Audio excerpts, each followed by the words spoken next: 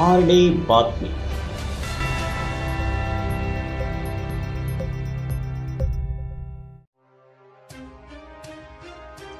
मी 5 वर्ष इथे नव्हतो म्हणून सगळी गडबड झाली. इथून पुढे तुमच्यात आणि माझ्यात कुठलाही पुढारी राहणार नाही. तुमच्या ज्या समस्या असतील त्या मला डायरेक्ट येऊन भेटा. राहता व परिसरातील विविध गावांमध्ये जाऊन मतदारांशी यावेळी संवाद साधला. त्यांनी मतदारांना राधाकृष्ण विखे पाटील यांच्या नेतृत्वाखाली प्रगतिशील विचारधारेबद्दल माहिती दिली आणि त्यांचा अनुभव संपन्न विकासोन्मुख आणि प्रामाणिक नेतृत्वाच्या गरजेवर भर दिला. सुजय विखे पाटील यांनी मतदारांना आवाहन केले की नामदार साहेबांना प्रचंड बहुमताने विजयी करून त्यांच्या कामाची दिशा अधिक गतिमान करावी. त्यांनी शेतकऱ्यांच्या, तरुणांच्या आणि महिलांच्या समस्या सोडवण्यासाठी विखे पाटील कुटुंबांनी दिलेले योगदान आणि त्यांच्या नेतृत्वाखाली होणाऱ्या विकासाच्या विविध संधीबद्दल चर्चा केली. नामदार श्री राधाकृष्ण विखे पाटील यांच्या प्रचारार्थ डॉक्टर सुजय विखे पाटील यांनी राहता व परिसरातील विविध गावांमध्ये जाऊन मतदारांशी संवाद साधला. त्यांनी मतदारांना राधाकृष्ण विखे पाटील यांच्या नेतृत्वाखाली प्रगतिशील विचारधारेबद्दल माहिती दिली. मी स्वागत करतो. बघा, आजचा काळ, इथं तरुणांची संख्या बघून एक आनंद वाटला. बोले तैसा चाले त्याची वंदावी पाऊले. आजकाल भाषण करणाऱ्याची संख्या लय झाली. राशन देणारं काही कोणी भेटत नाही आणि आपल्या तालुक्यात राशन देणारे एकमेव आपलं विखे परिवार आहे. बघा, मी काय आज जास्त बोलणार नाही. आपल्याला काय अमेरिका, जपान, तिकडं कुठं काय चाललं, काय घेणं, आपल्या घरात काय चाललं हे आपल्याला बघायचंय. आपल्याला काय काय सोयी मिळतात हे आपल्याला बघायचंय. आणि म्हणून एक मानवतेची पुजारी, सगळ्यात महत्वाचा आजचा एक प्रश्न आहे की आपल्याला विखे पाटलांना मत का द्यायचे. नीट विचार करा. ही विचार करण्याची वेळ आहे, चिंतनाची वेळ आहे. आपल्याला कोण कोण काय देतं, काही फसव्या अफवा या आपल्या गावामध्ये चालू आहेत. तेव्हा आपण आपले खरे कोण हे आपण आपलं शोधलं पाहिजे. मानवता कोणाला खरी प्रिय आहे. मानव को हो मानव प्यारा, एक दूजे का बने सहारा. आंसू तेरे हो या आंसू मेरे हो, आंसू की परिभाषा एक आहे. आमच्या एखाद्या मुस्लिम महिलेचं जरी घरात दुःख झालं, तिच्याही डोळ्यात पाणी आलं. एखादी आदिवासी महिला असेल, तिच्याही डोळ्यात पाणी आलं. तरी त्या अश्रूंची किंमत एकच आहे आणि तो जाणणारा आपल्या तालुक्यात एकमेव नेता म्हणजे राधाकृष्ण विखे पाटील आहे. पक्ष आहे, पक्ष मान्य आहे, पक्षाची धोरणं असतात, पण वैयक्तिक एक जी सामाजिक बांधिलकी, अहो हे घरानं काही साधन नाही ना. तुकाराम महाराजांनी सांगितलं, येथे पाहिजे जातीचे, एऱ्या गबाळ्याचे काम नव्हे. तेव्हा इथं एक ती चालत आलेली घराण्याची परंपराच पाहिजे. आणि ती परंपरा आज जर मी तर म्हणतो विखे पाटील जर कधी आमदार केला या राजकारणात नसते तर संत झाले असते.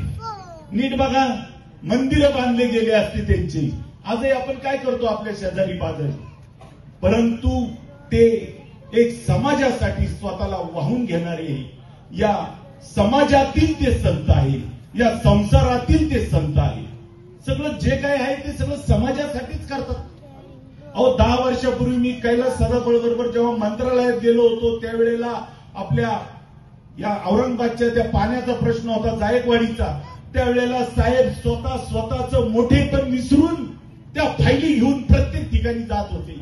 दुःख वाटलं त्यावेळेला, अरे आपल्या नेत्याला कुठं कुठं जावं लागतं. हे डोळ्यांनी बघितलं. हे तुम्हाला माहित नाही, पण त्याच्या मागे काही त्यांचा त्याग आहे या घराण्याचा. आपण तो विचार केला पाहिजे आणि या परिवाराला आपण सर्वांनी आपल्या मनापासून दाद दिली पाहिजे. कोणाच्या सांगण्यावरून नको. कोणी यांनी सांगितलं, त्यांनी सांगितलं नाही. आपलं घरी काय चाललंय बघा. बहीण ओवाळायला आली तर पूर्वी 1000ची नोट होती लाल आणि पिवळी होती 500ची. म्हणलं 1000 तरी द्यावा, पण टाकता 500च टाकली. अहो तसंच हे, कारण वेळ वाईट आहे, परिस्थिती वाईट आहे, याच्यात कोणाची चूक नाही. आणि मग आज आपल्याला साहेबांमुळं कितीतरी आज लाडक्या बहिणींना आमच्या पेन्शन आलेलं आहे, 7,500 प्रत्येकाला आलेले आहे. हे कोण देणार आहे आपल्याला? आज नगर जिल्ह्यामध्ये सगळ्यात जास्त लाडक्या बहिणींचा फायदा आपल्या राहता तालुक्याला मिळालेला आहे. माझ्याकडे आकडेवारी नाही आहे, परंतु सगळ्यात जास्त हे फायदा कोणी? एक मला आठवलं की संत रूपातीलच ही माणसं असतात, परंतु फक्त या संसारात येऊन त्यांना या सगळ्या समाजासारखं राहावं. कसा राहता आपण त्याला देऊ इच्छितो. वादामध्ये, जाळामध्ये लखपत, मारामध्ये मारामाऱ्या घालून लखपत, हे राहता आपण निर्माण करणार आहोत? अजिबात नाही. मी 5 वर्ष गेलो म्हणून सगळ्या गडबडी झाल्या. रियाज खरं सांगतो, मी 5 वर्ष नव्हतो म्हणून हे सगळं उलट पालट होऊन गेलं. पण आता सुजय विखे तुमच्या मध्येच राहणार आहे आणि मी तुम्हाला हात जोडून विनंती करतो. भाभी यांना सांगतो, तुम्हाला वाईट वाटलं तरी चालेल, पण मी तुम्हाला सगळ्यांना हात जोडून विनंती करतो की यापुढे तुमच्यामध्ये आणि माझ्यामध्ये कोणीही पुढारी राहणार नाही. तुम्ही डायरेक्ट माझ्याकडे येऊन तुमचे कामं करून घ्या. आपल्याला ती सवय लागली, याच्याकडे जा, त्याला भेटा, त्याला भेटून, त्याला भेटा, त्याला भेटून, त्याला भेटा. 6 महिने आज फिरत राहतो. कशासाठी? आज जर मी तुमच्याकडे मतं मागायला आलोय तर तुम्ही माझा हात धरून हक्काने बोलले पाहिजे की तुम्ही तुमच्या वडिलांसाठी आमच्याकडून मत घेतलं, आम्हाला आरास्ता करून पाहिजे. विषय संपला. एवढा अधिकार तुम्ही तुमचा गाजवला पाहिजे. हा अधिकार आम्ही तुम्हाला द्यायला आलेलो आहोत. सर्वसामान्य माणसाच्या हातामध्ये सत्ता असली पाहिजे. नगरपालिकेची सत्ता फक्त 9 नगरसेवकांपुरतं नको. नगरपालिकेची सत्ता 1 जनतेतून निवडून आलेल्या नगराध्यक्षापुरतं नको. नगरपालिकेची सत्ता या झोपडपट्टीपासून तर बंगल्यामध्ये राहणाऱ्या प्रत्येक नागरिकाच्या हातात असली तर राहत्या शहराचा विकास. आणि म्हणून मी तुम्हाला जो फॉर्म्युला सांगणार आहे की तुमच्या मुलांमध्ये, तुमच्या मुलींकडे जे अँड्रॉइड फोन आहे त्याच्यामध्ये जनसेवा मंच ऍप आपण लॉन्च केलं. त्या ऍप मध्ये कुठलं चिन्ह नाहीये, त्या ऍप मध्ये कोणाचं नाव नाहीये. तो जनसेवा युवा मंच हे फक्त खाली लिहिलंय संकल्पना doctor Sujay Vikhe Patil. App download करा. जो काही तुमची समस्या आहे अर्ज लिहा, फोटो काढा. अर्ज माझ्याकडे 5 सेकंदात येईल. 5व्या दिवशी माझा माणूस तुम्हाला येऊन भेटेल आणि महिन्याभरात तुमचा अर्ज निकाली. विषय संपला. ना कोणाला शोधायची गरज, ना माझी वाट पाहायची गरज, ना सुजय विखे पुढे गेलाय. कशाला गरज? प्रत्येक गोष्टीवर विरोधक मतभेद तयार करायचा प्रयत्न करतात.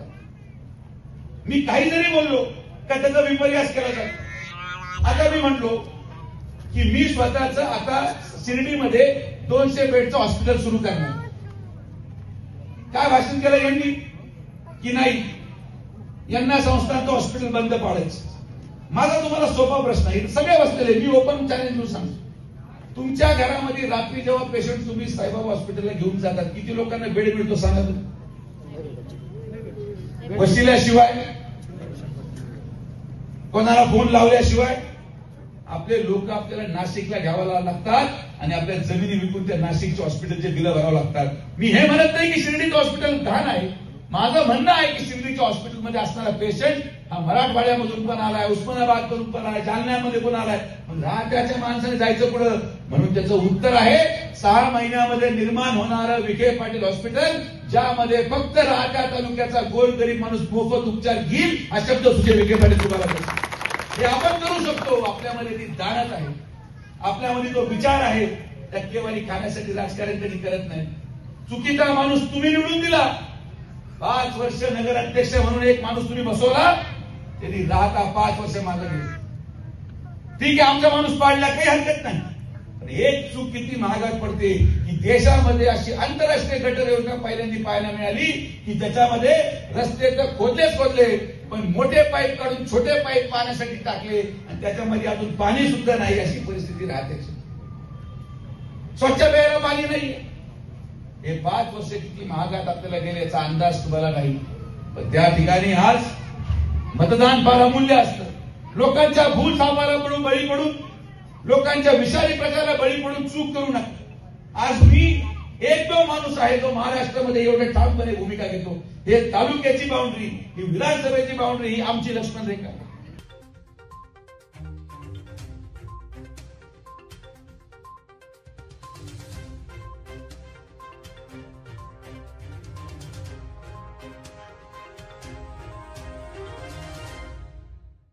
आरडी बातमी.